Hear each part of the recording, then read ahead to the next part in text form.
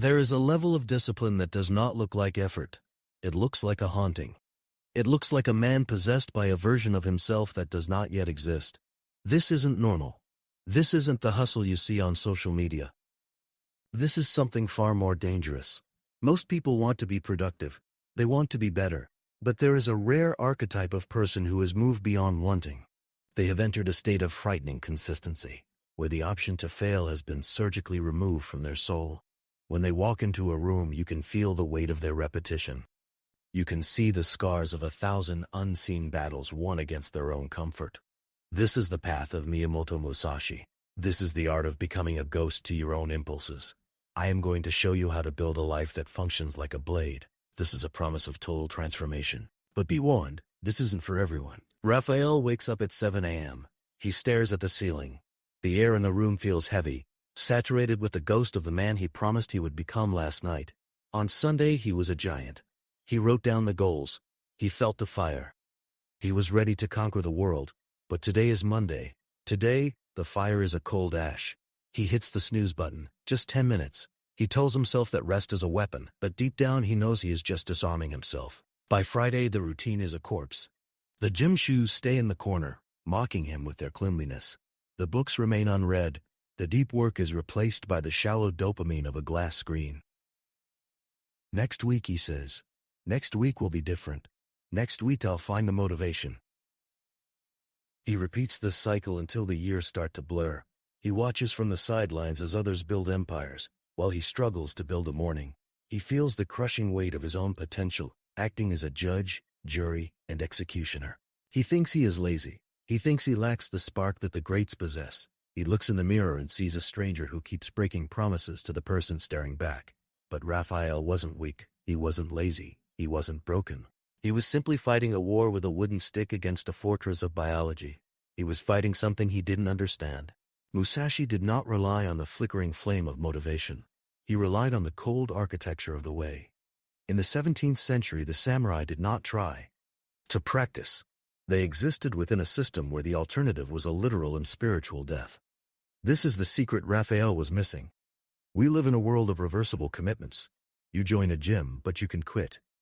You start a diet, but you can cheat. Your exits are always open. And because they are open, your mind spends every waking second looking for the door. To achieve the terrifying discipline of the Dokudo, you must move from behavior to identity. You must shift from doing to being. The ancient masters understood that willpower is a finite resource, a candle in a hurricane. Instead of guarding the flame, they built a stone lantern. They practiced the ritual of the bell. At the sound of the signal, the action occurs. There is no debate. There is no negotiation. In the Zen systems, discipline is not a choice made in the morning. It is an identity witnessed by the universe. When a monk enters the monastery, he makes a public declaration. He shaves his head. He changes his clothes. He sheds the old skin. From that moment forward, his discipline is no longer a private struggle. It is a public reality. If he fails, he is not just a man who missed a session. He is a man who has betrayed the very essence of who he claims to be. The disciplined person others fear is the one who has made an irreversible commitment. They have burned the ships. They don't decide what time to wake up when the alarm goes off. They don't decide if they feel like working when the sun is down. They have already decided. They decided 6 months ago. They decided a decade ago. When you decide once, you never have to decide again. This is the liberation of the cage. By locking yourself into a system of non-negotiable rituals, you free your mind from the agony of choice. Most people are exhausted not by their work, but by the constant grinding friction of choosing to work. The master is at peace because the choice is dead. He has replaced the chaos of maybe with the terrifying certainty of always. He does not look for motivation because he has replaced his soul with a system. They don't decide. They have already decided. Even with a system, the biology screams. Raphael sits at his desk and the war begins. It is not a war of swords, it is a war of whispers. His brain, evolved over millions of years to conserve energy, perceives his discipline as a threat. It views his focus as a famine. The prefrontal cortex attempts to lead, but the primal amygdala is clawing at the controls, demanding comfort, demanding distraction, demanding a retreat into the soft warmth of mediocrity. He feels the physical resistance. It manifests as a tightness in his chest, A sudden inexplicable itch to check his phone. A phantom hunger that didn't exist 10 minutes ago. This is the friction of the soul. Every minute spent in deep work feels like dragging a heavy stone uphill through thick mud. The mental negotiations start. You worked hard yesterday. You can start 20 minutes late today. You're tired. Your quality will suffer if you push now. This is the moment where most people falter. They treat this resistance as a sign that something is wrong. They think, if this were the right path, it wouldn't feel this hard. They're wrong. The resistance is the path. In the samurai tradition, the friction is the whetstone. Without the grit of the stone, the blade remains dull. Raphael ignores the voice. He treats his internal monologue like a crying child in a marketplace. He hears the noise, but he does not change his direction. He has established fixed, non-negotiable blocks of time. These are the dead zones where the world outside ceases to exist. During these hours, he is not a man with desires. He is a biological machine executing a program. His mental fuel is burning low. The friction is generating heat. He can feel his resolve thinning, his focus fraying at the edges as the clock ticks toward the second hour. He is exhausted, his mind a battlefield of conflicting impulses. He finishes the block, but he does not feel enlightened. He does not feel like a hero. He feels drained, hollowed out by the sheer effort of not giving up. It is a partial victory, not a solution. The war isn't over, it is only just begun. The world will tell you that you need balance. The world will tell you that variety is the spice of life and that you should keep your options open. The world is wrong. For Raphael to become the ghost of Musashi, he must embrace the one way. This is the destruction of the illusion of choice. Most people fail because they wake up and ask, "What should I do today?" That question is a poison. It is a leak in your pressure vessel. In the system of the terrifyingly disciplined, there is no what. There is only the way. You do not look for a new workout plan. You do not search for a new productivity app. You do not pivot when things get boring. Boring is the gatekeeper of greatness. Annoying is a feature, not a bug. If your routine has become so repetitive that it feels like a physical weight, you are finally approaching the threshold. Raphael begins to live by a script that is dogmatic and uncomfortable. He eats the same fuel at the same time. He performs the same movements in the same order. He speaks with a brevity that borders on the rude. To the outside observer, he looks like he is trapped. His friends start to comment. They mock his rigidity. They ask, "Why can't you just live a little?" They worry that he has lost his spark. They do not realize that he has traded a spark for a furnace. Social pressure is the final test of the one way. When the people around you begin to feel uncomfortable with your consistency, it is a signal that you are winning. Your discipline acts as a mirror to their own lack of it. They want you to break because your breakage validates their weakness. They want you to join them in the normal world of excuses and maybe tomorrows. But Raphael has closed the door. He has eliminated the what. He has reduced his life to a single, sharp point of focus. He no longer wonders if there is a better way, a faster way, or a more enjoyable way. He knows that any way followed to its absolute end is better than 10 ways followed halfway. He has become a rulebook in human form. He is no longer seeking advice, he is executing an edict. In the philosophy of the sword, there is a concept known as guji. It is the principle of continuous practice without gaps. Most people live in a state of oscillation. They are on for 3 days and off for 4. They train hard on Monday and vanish on Friday. They treat discipline like a faucet they can turn on and off. But Musashi taught that the moment the current stops, the water becomes stagnant. The moment the fire is not fed, the cold rushes in. For Raphael, this means the death of the weekend. It means the destruction of the cheat day. To the terrifyingly disciplined, rest is not a retreat from the path, it is a tactical recovery on the path. You do not stop being a warrior because the sun has gone down. You do not stop being a person of excellence because it is a holiday. Think of a river. A river does not decide to stop flowing because it is tired. It does not take a break from being a river.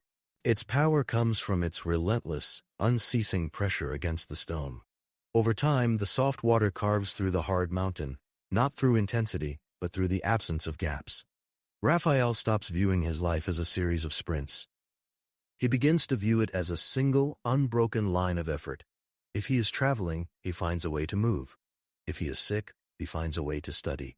He removes the all-or-nothing mentality that kills the weak. If he cannot do an hour, he does a minute, but he never ever does 0. The gap is where the infection of tomorrow begins. The gap is where the old identity crawls back into the light. By closing every gap, he creates a momentum that becomes its own gravity. The effort required to keep moving is now less than the effort required to stop. He has become a force of nature. The moment it stops, it dies. But he is no longer capable of stopping. The collapse of discipline usually happens in the blind spot, the unexpected crisis, the late-night flight, the sudden illness. Most people rely on their character to save them in these moments. They think they can outthink the chaos in real time. They are wrong. When stress rises, your IQ drops. When you are exhausted, your values become negotiable. This is why the terrifyingly disciplined do not solve problems in the moment of heat. They solve them in the cold silence of the previous week. In the neuroscience of high performance, we call this the elimination of decision fatigue. Every choice you make, even what to wear, erodes your willpower. Raphael adopts a military-grade system of if-then logic. He builds a mental monastery where every potential distraction already has a predetermined response. There is no discussion. The answer already exists. If the gym is closed, he has a bodyweight routine ready for the parking lot. If he has to work late and misses his meal window, he has a specific protocol for fasting until the morning. If he feels the onset of a cold, he shifts to a pre-planned recovery ritual. He has effectively mapped out the minefield of his own life. While others are standing in the middle of a crisis asking, "What should I do now?" Raphael is already halfway through the execution of the solution. This is the pre-solution architecture used by elite special forces in ancient monastic orders.